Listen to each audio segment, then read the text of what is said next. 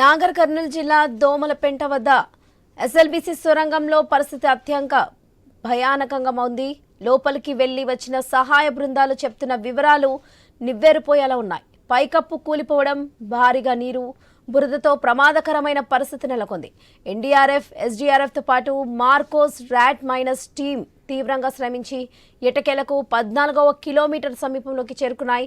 13.5 కిలోమీటర్ల వద్ద పూర్తిగా ధ్వంసమైన TBN machine, conveyor belt, oxygen tube శిథిలాలను తొలగించడంతో కనిపించిన దృశ్యం చూసి అవాకయ్యారు. సొరంగం మొత్తం మూసుకుపోవడంతో పాటు 15 మీటర్ల ఎత్తు బురద పేరుకుపోయింది. పైకప్పు ఊడిపోవడంతో టీబీఎం మిషన్ ముందు భాగం ధ్వంసమై వెనుక భాగం తన్నుకు వచ్చింది. పైకప్పు కూలిన ప్రాంతం 200 మీటర్ల వరకు ఉంటుందని తెలిపారు.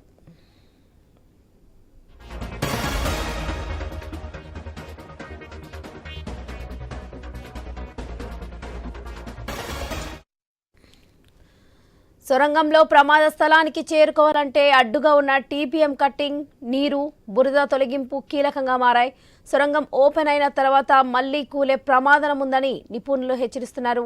ప్రమాదం జరిగినప్పుడు 2 టీబీఎం మిషన్ ఆపరేటర్లు, 2 ఇంజనీర్లు, 4 సహాయకుల మీద సొరంగం పైకప్పు కూలిందని భావిస్తున్నారు. ఇప్పటి వరకు 40 మీటర్లే యాక్సిడెంట్ జోన్గా భావించిన సిబ్బంది లోపలికి వెళ్లిన కొద్ది సొరంగం మార్గం ఎంత క్లిష్టమైందో అర్థమవుతుందని చెప్తున్నారు.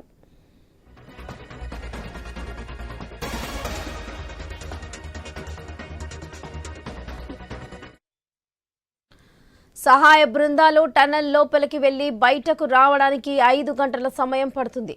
దీంతో 11 బృందాలను మోహరించారు.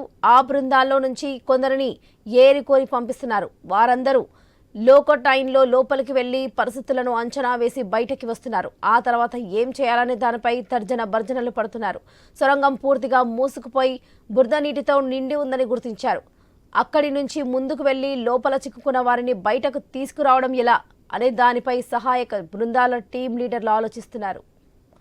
సొరంగంలోకి చొచ్చుకెళ్లడంలో ర్యాట్ మైనర్ టీం కీలకంగా వ్యవహరించింది. ఈ టీంలో 25 ఏళ్ల లోపు 12 మంది యువకులున్నారు. వీరంతా సాహసోపేతంగా సొరంగం లోపలికి దూరి దారి చూపించారు.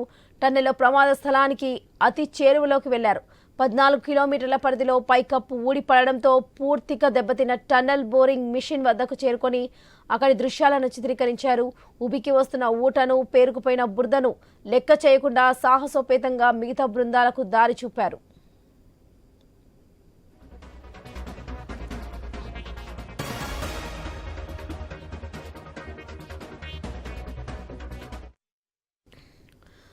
మాజీ మంత్రి హరీష్ రావు నేతృత్వంలోని బీఆర్ఎస్ బృందం ఎస్ఎల్బీసీ వద్దకు వెళ్లనుంది. కోకాపేటలోని తన నివాసం నుంచి ఉమ్మడి మహబూబ్ నగర్, ఉమ్మడి నల్గొండ జిల్లాకు చెందిన పలువురు నాయకులతో కలిసి బయలుదేరారు హరీష్ రావు.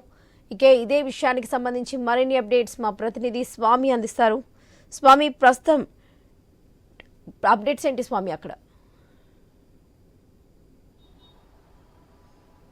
వరలక్ష్మి ఎస్ఎల్బీసీ టన్నెల్లో చిక్కుకుపోయిన 8 మందిని రక్షించడం కోసం మొత్తం రెస్క్యూ టీంలంతా కూడా పనిచేస్తూ ఉన్నాయి. ఈరోజు 6వ రోజు దాదాపుగా 110-15 గంటల సమయం పాటు ఇప్పటికీ వాళ్ళంతా రెస్క్యూ ఆపరేషన్ కొనసాగుతూనే ఉంది.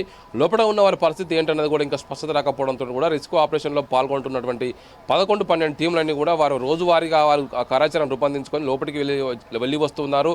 దాదాపుగా 11-12 కిలోమీటర్ల వరకు లోపల ఎక్కడ కూడా ఎలాంటి ఇబ్బంది లేకుండా కూడా ఆ తర్వాత 1 కిలోమీటర్ నుంచి 14 కిలోమీటర్ల మధ్య, అంటే 12 నుంచి 14 కిలోమీటర్ల మధ్యలో పూర్తి స్థాయిగా ప్రాబ్లం ఉన్నట్టుగా గుర్తించారు. లోపల పెద్ద ఎత్తున వాటర్ ఉండడం, దానికి తోడు టన్నెల్ బోరింగ్ మిషన్ అడ్డు ఉండడం, దాని తర్వాతనే పెద్ద ఎత్తున మట్టి దిబ్బలని కూరుకుపోయి ఉండడంతో కూడా లోపల ఉన్నటువంటి 2 ఇంజనీర్లు, మిగతా కార్మికుల పరిస్థితి ఏంటనేది కూడా ఒక స్పష్టత రాకుండా ఒకవైపు ఇబ్బంది పడుతున్నారు.